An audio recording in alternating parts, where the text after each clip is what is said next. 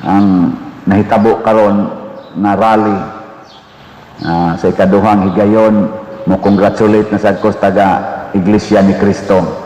Sila man gyud maoy main nga nagpa-schedule ni announce o ni organize ni ining peaceful rally for transparency, accountability, and justice.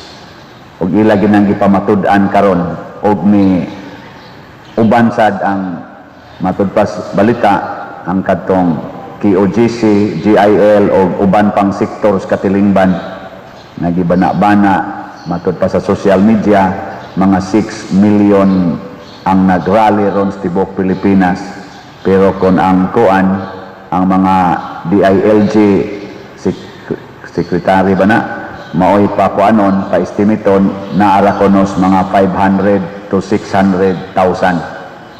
So gikuhaag usa ka zero ambot og kinsay sakto, pero makita man nato sa kuan nga baga gyud kayong tao nga magkapundok na gani mga tao magrally do na ginay impact dinhi sa ato og sa gawas sa nasod.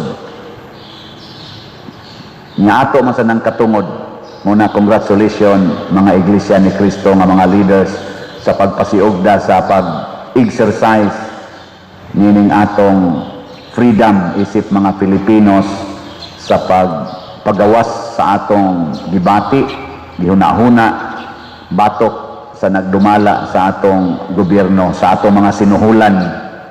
Kaya kani manggod sa atong gobyerno, gahom maguna siya. Kita'y nagsuhol nila pagkupot sa atong gahom. Lisod kayo na Kana bang ang imong gisuhulan, pagkupot sa imong gahom, unayon ka? No?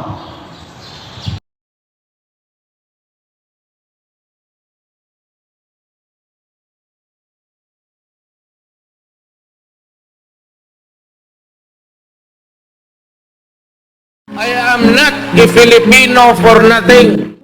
I did what I had to do. And whether you believe it or not, I did it for my country.